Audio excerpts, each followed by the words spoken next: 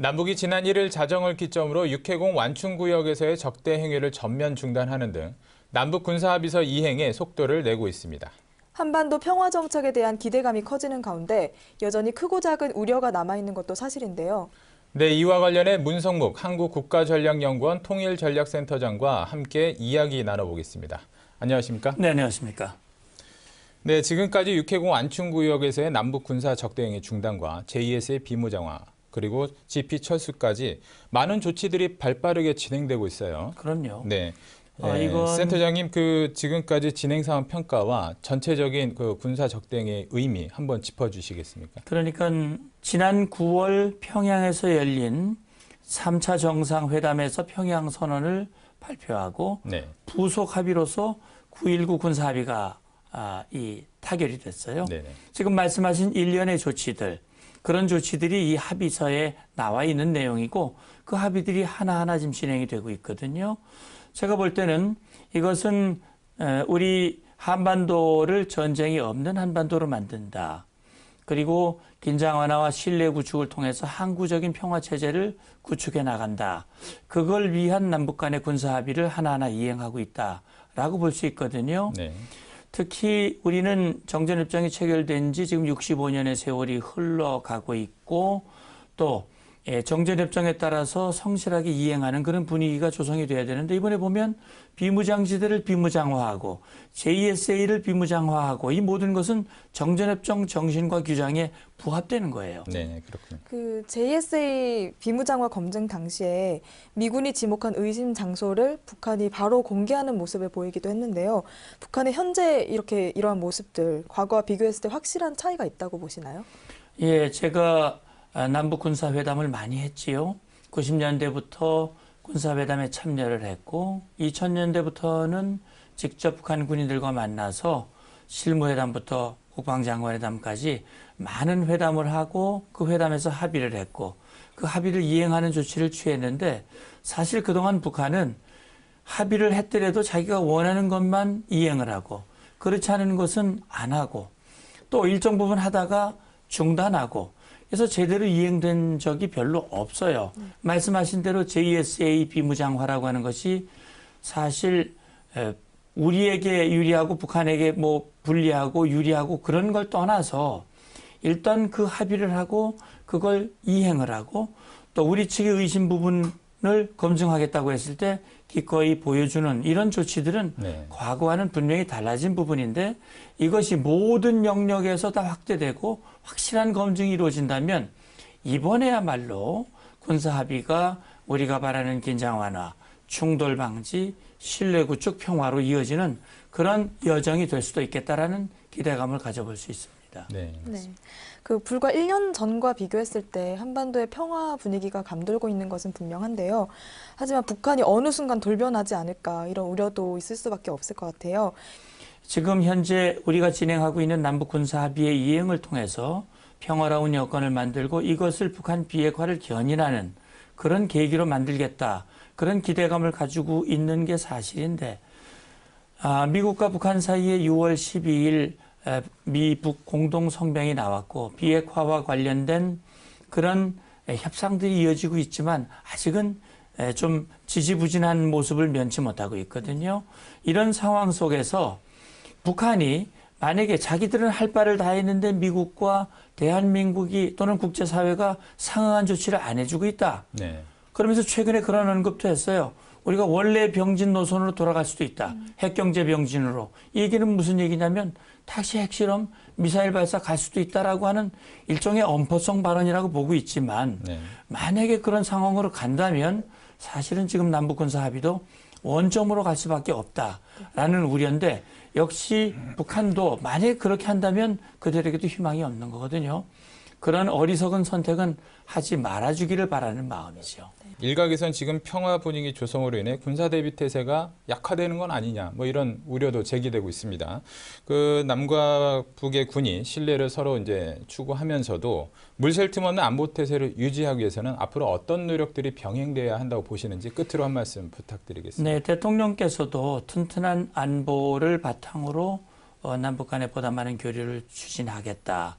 결국 튼튼한 안보가 이 땅의 평화를 가져올 수 있는 힘이거든요. 네. 평화를 지키는 노력이 있어야 평화를 만드는 노력도 효과를 발휘할 수가 있습니다. 맞습니다. 그렇기 때문에 우리 군에서는 지금 추진하고 있는 국방개혁 2.0을 착실하게 진행하면서 네. 우리의 전투 역량을 강화하고 자위적인 그런 능력을 높여나가는 그런 노력과 함께 한미동맹, 한미연합방위 체제가 우리의 안보의 중요한 근간이 되고 있습니다.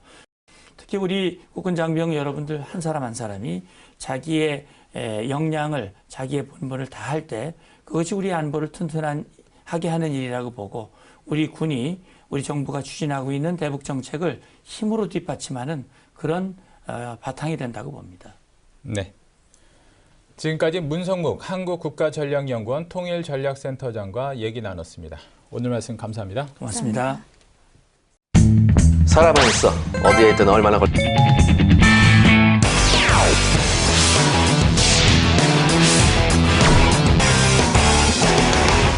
안녕하세요. 순상 밀톡의 이세환입니다.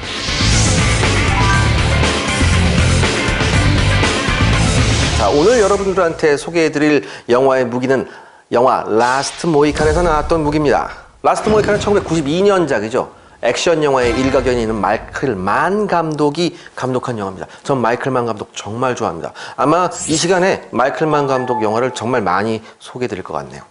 18세기에 인디안 전쟁이라고 있었어요. 이제 아메리카 대륙을 놓고 프랑스하고 영국하고 아메리카 대륙에서 전쟁을 했었어요. 그때를 배경으로 한 영화인데 인디언들 중에는 프랑스 쪽에 있었던 인디언들도 있었고 그다음에 영국 쪽에 있었던 인디언들도 있었는데 그들끼리도 싸웁니다.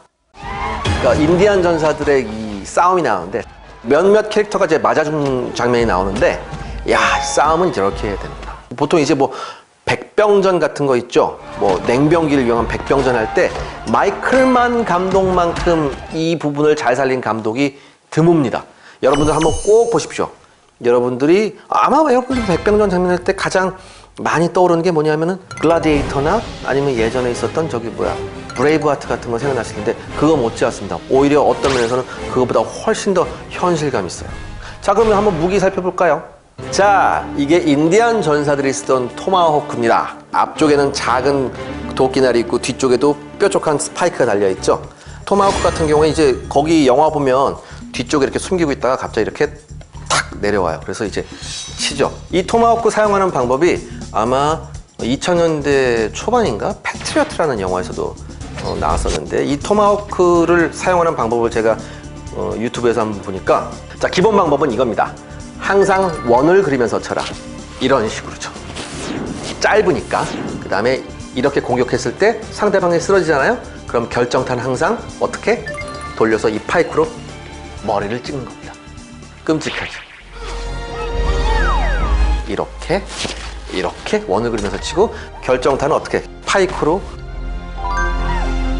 그 미국의 유명한 그 순항미사일 토마호크도 여기서 땄죠. 이 토마호크가 또 무슨 기능이 있냐면 이게 던지는 거예요. 이게 여러 개 몇 개 한 두세 개 가지고 있다가 딱 들고서 저기 뭐야 인디안들 뭐 막 이러잖아요. 뭐 하면서 이렇게 확 던져요. 그럼 이게 정확하게 가서 딱 맞습니다. 왜냐하면 이게 헤드가 무겁잖아요.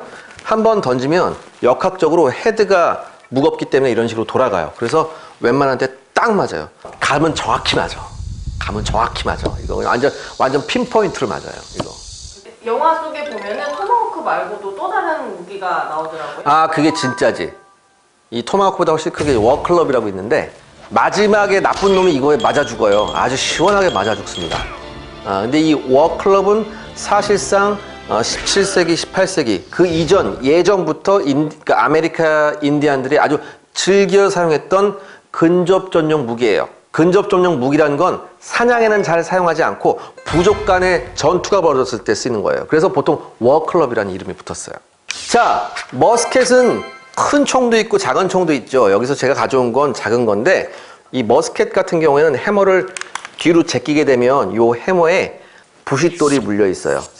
그래서 이 부싯돌이 화약을 쳐서 불꽃이 나면은 거기서 이제 화약이 폭발하면서 총을 발사하는 건데 그러기 위해서는 이 화약 접시를 열고 이 접시에다가 화약을 조금 넣어야 됩니다. 그래서 이걸 닫죠. 이걸 왜 닫을까요? 비가 오거나 이렇게 됐을 때는 쏟아지지 말라고. 근데 사실 비 오면 잘 못 쏴요.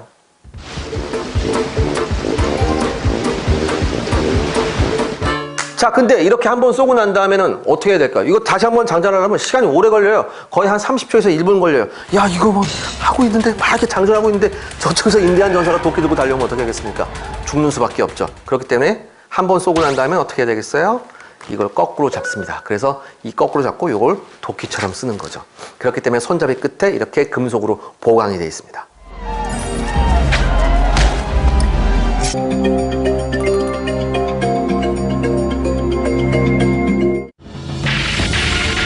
살아만 있어. Stay alive, no matter what occurs. 어디에 있든 얼마나 걸리든 내가 널 찾아갈게. I will find you. 아, 이거 꼭 해야 돼요? 왜 저기 뭐야 찾으러 갔다가 맞아 죽고 그래. 그러니까 여기서 꼭 여자 때문에 맞아 죽는 놈이 나온다니까. 이게 별로 안 좋아, 그런 건. 내가 그래서 내가 박신양이라는 배우를 안 좋아해. 맨날 여자 때문에 뒤지잖아.